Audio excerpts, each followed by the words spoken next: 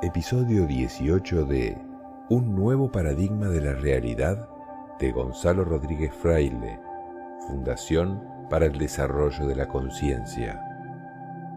Capítulo 7. Las relaciones humanas según la nueva visión. Primera parte.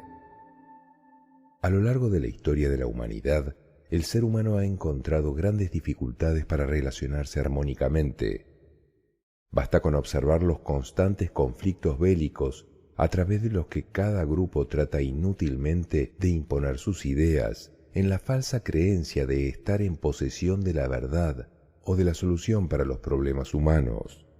Sin embargo, la triste realidad es que a cada intento por acomodar las estructuras sociales a los propios conceptos surgen nuevas dificultades, inconformidades, luchas y guerras, cada vez más destructivas y dolorosas.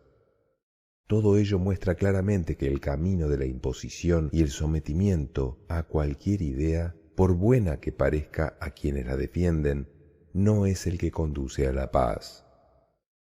La incapacidad para alcanzar la armonía en las relaciones determina la existencia de fronteras, propiedades y límites individuales que no permiten aprovechar de una manera adecuada los recursos existentes.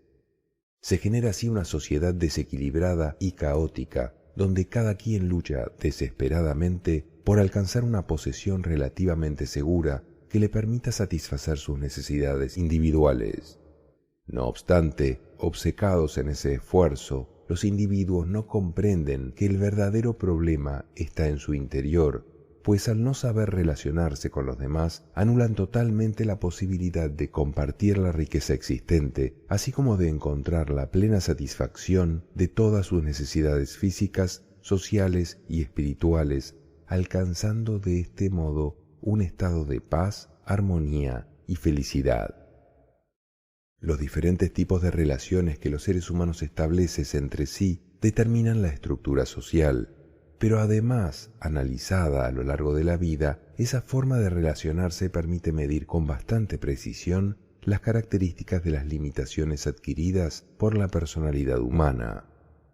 En esta medida, aprender a relacionarse armónicamente se convierte en una importante herramienta de evolución, ya que además de constituir el elemento constructor de la civilización, ayuda a la persona a trascender sus propias limitaciones conceptuales y traumáticas.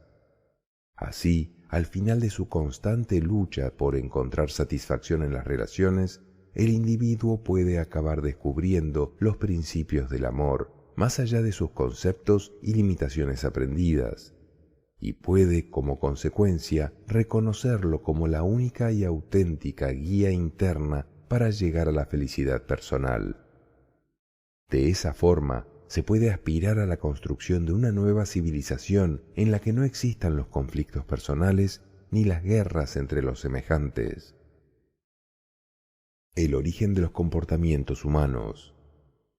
Los comportamientos del ser humano se originan en tres archivos internos diferentes. Aunque la conducta de algunas personas parezca a veces incomprensible, se puede decir que todo comportamiento tiene un origen bien definido, que se puede aprender a reconocer y a manejar conscientemente de una manera sencilla. Es posible clasificar tal comportamiento en tres categorías. Comportamiento natural se refiere a la supervivencia y la selección.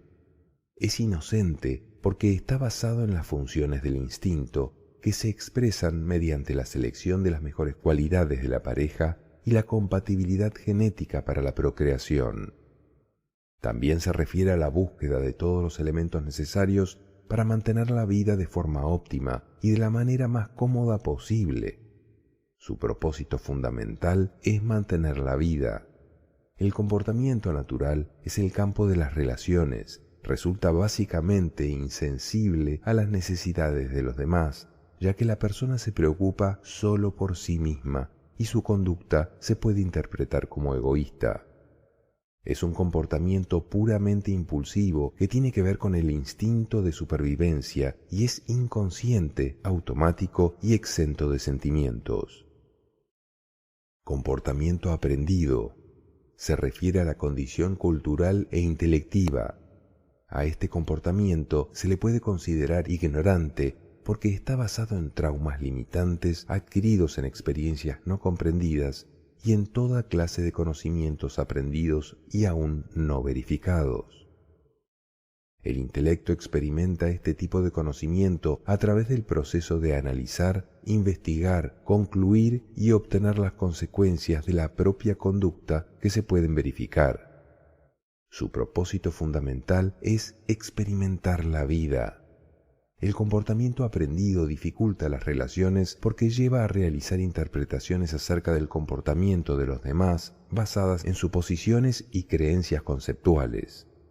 Esto a su vez lleva al individuo a desarrollar la susceptibilidad asociada al sentimiento. Comportamiento correspondiente o consciente. Se produce a partir de un cierto nivel de conciencia. Este comportamiento se puede considerar consciente porque está basado en la comprensión de los diferentes aspectos de la vida, sus niveles de evolución y el reconocimiento de las leyes que rigen el universo y la vida. Su función principal es la expresión del amor, a través de la cual se trascienden las limitaciones que se originan en los otros dos archivos que manejan el comportamiento. Y el propósito fundamental es comprender la vida.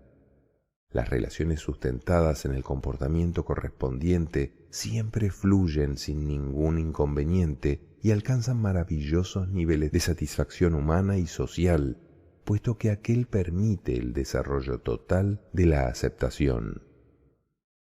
Si el individuo no va trascendiendo las características transitorias del instinto y de la personalidad, difícilmente conseguirá establecer relaciones de amor. El comportamiento instintivo, característica animal, domina a la persona cuando aún no ha desarrollado otro archivo o centro superior que pueda orientar un nuevo comportamiento. En el momento en que entra en funcionamiento el archivo de personalidad o centro de aprendizaje, el instinto debería reducirse a su función básica permanente. Esto es, generar y mantener la vida. Pero no sucede así, sino que, además de eso, introduce conceptos acerca de cómo mantener la vida dentro del archivo de personalidad, que de por sí mismo no puede comprender la ley básica de la naturaleza. Cuando los centros inferiores, instinto y personalidad, dirigen el comportamiento, la vida es un permanente conflicto interno que se manifiesta con una constante desarmonía en las relaciones con los demás. Surgen entonces como resultado la agresión, las conductas defensivas y la conceptualización. El comportamiento aprendido o conceptual implica inevitablemente insatisfacción y sufrimiento hasta que entra en funcionamiento, aunque sea parcialmente, el archivo del centro superior de la comprensión o conciencia. Cuando esto sucede, el centro del aprendizaje se reduce a su función básica, experimentar la vida y obtener resultados verificados para nutrir el desarrollo de la conciencia. Un comportamiento correspondiente con la ley y la armonía tiene como centro rector el archivo de comprensión o conciencia, y ésta no desconoce la importancia de los otros dos centros en sus funciones básicas complementarias para el desarrollo de la comprensión. El problema del comportamiento humano consiste en que se origina en otros centros que no poseen la información ni las características necesarias para la expresión del amor. Por esta razón, mientras no se logre un comportamiento sustentado en el centro de comprensión, las personas no podrán encontrar felicidad en sus relaciones ni satisfacción en la vida, porque así como no se pueden expresar sentimientos a través del instinto, tampoco es posible expresar el amor mediante los conceptos y las interpretaciones originados en la ignorancia.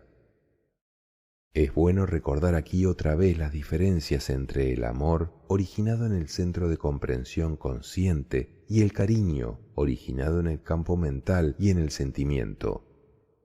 El amor es una comprensión y no un sentimiento. Por ello es universal, invariable y se puede mantener en todas las ocasiones. Por ejemplo, se puede amar al enemigo, pero difícilmente se podrá tener cariño hacia él. El cariño es un sentimiento que necesita un objeto en el que proyectarse. El cariño es variable al ser sentimental y depende del comportamiento del otro. Además, comienza siempre por mí. Quiero a mi familia, mi equipo de fútbol, mis amigos, mi país o región, etc. Obviamente, el cariño es menos evolucionado que el amor universal. El cariño se puede convertir en odio con facilidad. El amor nunca se convertirá en odio. Para no confundir lo que pasa en el instinto con lo que ocurre en la personalidad, hay que distinguir el dolor que experimenta el cuerpo físico cuando se hiere, se lesiona o se enferma, del sufrimiento que se experimenta en el campo mental cuando la persona no acepta algo. Se puede decir que es posible que haya dolor sin sufrimiento y también sufrimiento sin dolor. Del mismo modo, puede haber dolor con sufrimiento y sufrimiento con dolor. El sufrimiento es típicamente mental y por eso se llama sufrimiento sentimental. Está asociado al sentimiento y a las creencias de la mente, mientras que el dolor no tiene nada que ver con creencias ni conceptos, sino que es puramente físico. Es una defensa de la naturaleza, porque si no existiera el dolor, el cuerpo podría desintegrarse sin que uno se diera cuenta. El sufrimiento también es una defensa, pero del ego, que no quiere desaparecer y se defiende sufriendo. 7.1. El propósito y la función de las relaciones. El propósito de las relaciones es que el ser humano aprenda a convivir armónicamente con todos los demás seres que habitan el universo. Su función es mantener el equilibrio, permitiendo la satisfacción individual a través de la integración con los demás. Por esta razón no es posible encontrar la satisfacción personal de una forma aislada, ya que en soledad las personas no pueden desarrollar adecuadamente su función humana de enlazar los diferentes niveles de evolución, para integrar así todos los componentes en un equilibrio. Esto es necesario no solo para la satisfacción personal, sino también para facilitar la comprensión acerca de la importancia de la cooperación universal. Cuando alguien se dirige nuevamente hacia el centro del equilibrio, después de haber verificado que es y forma parte del todo universal, se encuentra con una serie de limitaciones aprendidas que dificultan su propósito. Estos obstáculos le ofrecen la oportunidad de ser reconocidos y superados a través de la comprensión y el entrenamiento necesarios en el campo de las relaciones, puesto que no se puede lograr la integración con otros sin antes haber derribado las fronteras internas. Pero no es posible romper estas sin antes haber eliminado los límites internos. La mejor manera de superar tales límites es practicar constantemente los principios de amor en todas las relaciones, puesto que éstas permiten a las personas conocerse internamente. Por ser las relaciones una medida del propio nivel de armonía interna, posibilitan un reconocimiento exacto de las limitaciones personales y facilitan el trabajo consciente para superarlas. El objetivo es lograr la integración armónica con plena satisfacción en todas las áreas de relaciones. En este punto, es importante destacar la necesidad de perder la reactividad para poder aprovechar la posibilidad evolutiva que ofrecen las relaciones humanas. Frecuentemente perdemos la paz en las relaciones humanas ante la más mínima confrontación, y por ello es importante ser conscientes de cómo las relaciones nos pueden ayudar a incrementar nuestro desarrollo espiritual. Ante este problema tan generalizado, se podría ofrecer la siguiente reflexión. Podríamos preguntar a cualquier persona si dejaría en manos de ignorantes la gestión de dos recursos importantes para todos, como son los recursos económicos y la salud. Todo el mundo responde que no, que buscarían a los mejores gestores o a los mejores médicos. Entonces planteamos otra pregunta. ¿Para qué sirven la salud y los recursos económicos? Casi todo el mundo responde que para vivir más tranquilo, feliz y en paz.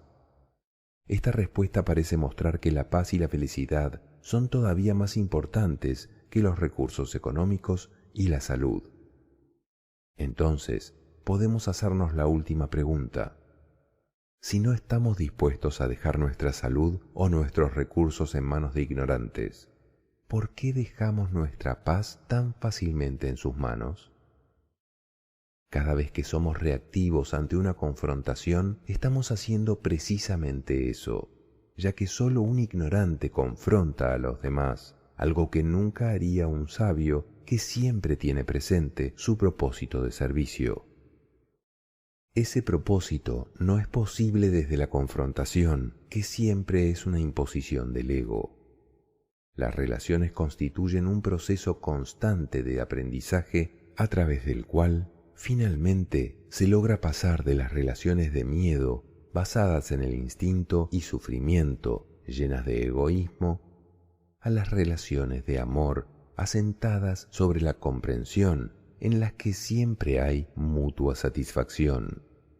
El grado de ignorancia o comprensión se puede medir por el resultado de los comportamientos egoístas, desde el ego, desde las limitaciones, o amorosos. Esto es así porque el resultado externo habla claramente de los métodos internos utilizados. Tal resultado muestra si alguien utilizó una creencia falsa o una verdadera que convirtió en sabiduría. Esto se resume en el siguiente cuadro. Es el cuadro número 2, intitulado La persona egoísta. En la columna izquierda tenemos el comportamiento de persona egoísta y en la columna derecha los resultados obtenidos en los demás. 1. Agresiva. El resultado es defensividad. 2. Criticona. Polémica, alejamiento y soledad. 3. Desconsiderada, abandono y soledad. 4. Dominante, rechazo, abandono. 5. Gritona. El resultado en los demás es discordia, desagrado. 6. Impaciente, angustia, mal genio. 7. Impositiva, rebeldía, resentimiento. 8. Malgeniada, distanciamiento. 9. Posesiva, fastidio, separación. 10. Quejumbrosa, alejamiento, fastidio, hastío. 11. Rencorosa, el resultado obtenido es aislamiento. Y 12. Tacaña, y el resultado es disgusto, alejamiento y fastidio. En cambio, en el cuadro número 3, la persona amorosa. En la columna izquierda tenemos el comportamiento de la persona amorosa y en la columna derecha el resultado obtenido en los demás. 1. Adaptable, convivencia armónica. 2. Alegre, entusiasmo. 3. Calmada, paz, armonía. 4. Cariñosa, ternura. 5. Comprensiva, acercamiento. 6. Detallista, admiración. 7. Flexible, deseo de compartir. 8. Neutral, confianza. 9. Paciente, compañía. 10. Reflexiva, diálogo, comunicación. 11. Respetuosa, amistad. 12. Servicial, apoyo, integración. Otra importante función de las relaciones es manejar los niveles de la energía vital interna. Así, las relaciones que se originan en el egoísmo y la ignorancia producen sentimientos diferentes a las sustentadas en el amor y la armonía. Por tanto, el manejo que se haga de las relaciones determina los niveles internos de energía. La energía vital se elabora de forma constante en el interior de cada persona y se consume normalmente en las diferentes actividades que realiza. Cuando se mantiene un estado de paz interior, el consumo de energía vital es inferior a la cantidad que se elabora, por lo que ésta asciende, manifestándose en un estado de paz comprensión, satisfacción y bienestar interno que facilita la expresión del amor. Por el contrario, cuando los estados internos son de permanente conflicto, el consumo de energía vital es muy grande, por lo que ésta desciende, manifestándose en estados de apatía, tristeza, depresión, angustia, confusión, miedo, desesperación, etc.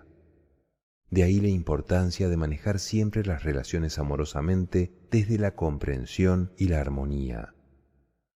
Otra cosa a tener en cuenta es que no se obtiene nada abandonando una relación conflictiva si no se realiza un cambio interior, porque de lo contrario, la próxima relación será igual de conflictiva. La razón es muy sencilla. Uno no puede huir de sí mismo. A donde quiera que uno va, va consigo. Por lo que si tiene un conflicto interno, éste se manifestará en cualquier parte y en cualquier relación. Solo, por tanto, hay un camino: cambiar internamente. De esa forma sí se acaba el problema, el propio, porque el de los demás no es posible solucionarlo. 7.2. Zonas del campo mental. 1. La zona de luz. Es la zona alta que manejan los maestros, por eso se les llama iluminados. La luz es energía y la energía vital que activa las zonas presenta oscilaciones muy grandes. En esta zona se percibe internamente una sensación profunda de amor, paz, comprensión, aceptación, libertad, plenitud y capacidad mental óptima, y la energía vital está en niveles muy altos. Los maestros no permiten que su energía baje, por eso difícilmente se verá a un maestro deprimido, triste o sufriendo. Siempre se encuentra por lo general en un estado de paz invulnerable a cualquier elemento externo. No se conecta emocional o sentimentalmente con las situaciones externas, solamente las comprende desde el amor como algo necesario. Por eso, al no sufrir, no consume energía. El sentimiento posee dualidad, pero el amor no. En la zona de luz, el sentimiento está desconectado y el resultado es dirigido voluntariamente gracias a la comprensión. No surge espontáneamente ni de forma automática. 2. La zona de penumbra. Es la zona en la que normalmente se encuentra la mayoría de las personas. Allí hay una mezcla de luz con oscuridad. En la parte alta de la penumbra se puede tener satisfacción y entusiasmo, pero las decepciones y el sufrimiento conllevan un consumo grande de energía vital. En la zona alta de penumbra se produce un resultado más o menos automático, de forma que las emociones positivas surgen espontáneamente ante situaciones externas favorables y las negativas ante situaciones externas desfavorables. Esto es así porque no son voluntarias. La zona de penumbra es la dualidad entre la luz y la oscuridad, y que la energía suba o baje dependerá del manejo sentimental o emocional que se lleve a cabo. 3. La zona de oscuridad. Es la zona baja del campo mental. La oscuridad es ausencia de luz y ante la luz no puede manifestarse. Si la energía desciende, se entra en un estado de irritabilidad y susceptibilidad. Comienzan el mal genio y la agresión hacia los demás. Incluso se puede entrar en profundos estados de confusión, sufrimiento, apatía, angustia, pánico, miedos profundos y finalmente desesperación ante la vida. Todo ello puede llevar al suicidio. La energía se apagó. Las personas se encuentran en estas zonas de formas más o menos constantes, pero lo que no es constante es la energía que las activa o las desactiva. Por lo general, en la mayoría de personas solamente está activa hasta la zona de penumbra, pero se podría activar la zona de luz haciendo que la energía vital aumente con un mayor proceso de comprensión. Se sugiere observar con cuidado los primeros síntomas depresivos y no esperar hasta que la depresión conduzca a la persona a una zona profunda de oscuridad, porque en esta la mente está tan confusa, tan apagada, que no ve opción alguna y cree que no vale la pena vivir. Las opciones siempre están ahí, jamás han desaparecido, pero sin luz no se pueden ver. Ante el primer síntoma depresivo hay que prestar atención inmediata a la energía vital. Por lo general, todas las personas elaboran suficiente energía vital diariamente, pero los conflictos emocionales o sentimentales consumen tanta que el desequilibrio producido puede ser impresionante. Por ejemplo, consumen energía el trabajo, una alimentación inadecuada, las preocupaciones, el estrés, etc. Una persona estresada puede recuperar su energía con unos días de vacaciones, pero alguien que ha tenido un conflicto emocional severo posiblemente se demore 2 años en recuperar su nivel de equilibrio, a menos que tenga un buen entrenamiento mental y de comprensión para recuperarla en menos tiempo. Los mayores consumidores de energía son, como se ha dicho, los conflictos sentimentales y emocionales. 7.3. ¿Qué se necesita para construir relaciones de alta satisfacción? Es necesario llegar a 2 puntos asociados a la zona de luz para poder construir relaciones de alta satisfacción. Primero, felicidad igual a 0 sufrimiento. Si se sufre es porque no se acepta algo, si no se es capaz de ser feliz por uno mismo, sino que la felicidad depende de otros, porque no se maneja la propia energía interna, se es un peligro para los demás. Si alguien cree que hay una persona capaz de hacerle feliz, al encontrarse con la realidad de que esa persona no existe, podrá reaccionar culpando al otro de la propia infelicidad y después con un deseo de castigarlo con la indiferencia, el rencor o incluso la agresión física, por lo que la persona en este punto puede volverse bastante peligrosa. Tal reacción está basada en la ignorancia. Segundo, amar igual 0 resistencia a los demás. Para construir una relación de amor es necesario primero comprender que la felicidad solamente puede surgir de uno mismo y que se expresa como una aceptación total de los demás, como un respeto completo, sin ofrecer resistencia a lo que ellos son, ni sufrir por lo que son o dejan de ser. Ese es el comienzo del amor. Para lograr llegar a estos 2 ceros, se necesita disponer de la suficiente comprensión como para entender varias cosas. Nadie puede ser dañado ni hacer daño a otro. Si esto es así, desaparece el culpable y cada uno asume su propia responsabilidad con el manejo de su energía. Si uno se siente mal y comprende que ese sentimiento es la expresión de sus limitaciones, puede decidir dejar de sentirse mal, pero eso no tiene nada que ver con los demás. Cuando alguien se siente bien, entonces puede empezar a amar. Los errores y el daño a uno mismo siempre surgen cuando se interpreta lo que los demás hacen o dejan de hacer. Las demás personas no son buenas ni malas, sino que hacen lo mejor que son capaces de hacer. Alguien puede estar de acuerdo o no con lo que los demás hagan, pero si se les ofrece resistencia, no se les está amando, porque no se les acepta, sino que existe el deseo de cambiarlos. ¿Cómo resolver un conflicto sentimental? Comprendiendo que las demás personas no tienen la culpa de lo que a uno le pasa, aceptando que cada quien tiene derecho a comportarse como quiera o como pueda, y dejando de culpar al resto y de sufrir por ellos. El amor es el resultado de una verificación de ley que se logra a través de una experiencia y de un entrenamiento. Cuando se sufre, lo primero que hay que hacer es verificar dónde está el error. Mediante la experiencia es posible verificar que está dentro de uno mismo.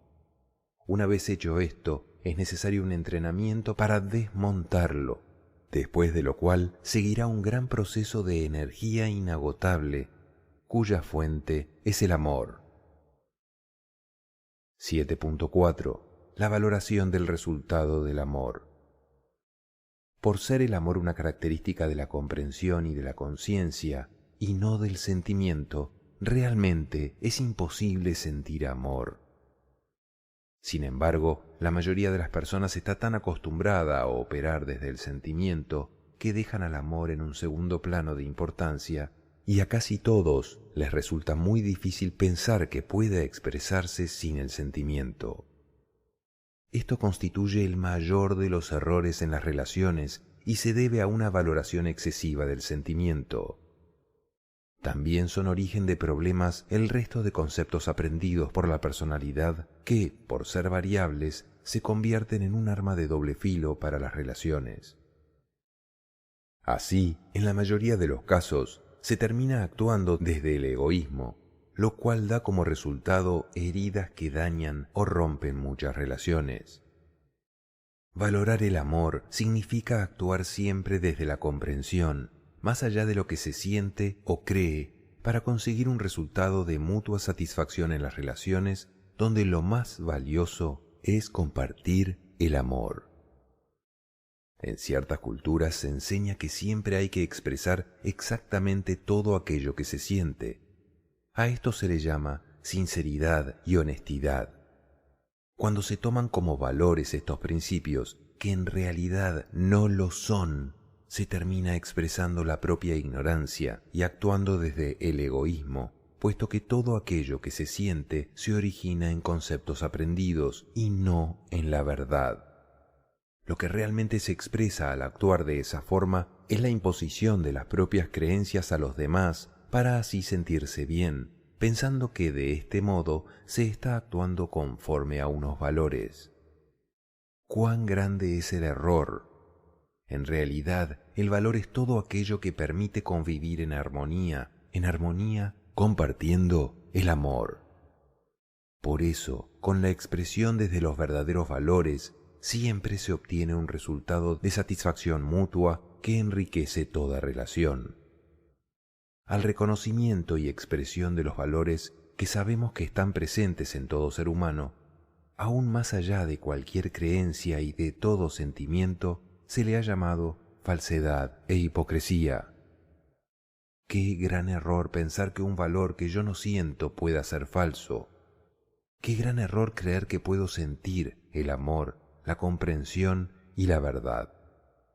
Es como si tuviera que creer en el aire que respiro, o sentir la verdad, o pudiera dudar de la presencia de la vida. Falso es aquel que siempre expresa lo que cree. Sabio es aquel que siempre expresa lo mejor. No importa la razón por la cual se expresa el amor, su resultado siempre traerá satisfacción, porque el que expresa lo mejor expresa la verdad. Hacerlo es reconocer las cualidades del amor en todas las personas. El sabio reconoce directamente la valía de las personas y así se lo expresa, mientras que el ignorante va directamente a las limitaciones y las dice. Valga el siguiente ejemplo para ilustrar lo dicho. En una empresa que tenía muchos conflictos de trabajo, el gerente se le ocurrió contratar a un psicólogo para que buscara una solución. Este pasó 15 días sin decir nada, solo tomando nota de todo lo que observaba. Hizo una evaluación de lo que observó, reunió a las personas y les dijo: la causa de sus problemas es esta. Ustedes están fallando en esto. Así hizo una lista muy larga de los errores que los empleados cometían y les dijo que la solución era que dejaran de cometer esos errores. En la empresa le agradecieron mucho el trabajo al psicólogo y empezaron a funcionar con esa concepción. Al poco tiempo se dieron cuenta de que las cosas, en lugar de mejorar, empeoraron. ¿Qué fue lo que pasó? Al gerente se le ocurrió contratar a otro psicólogo. Este pasó otros 15 días sin decir nada, tomando notas.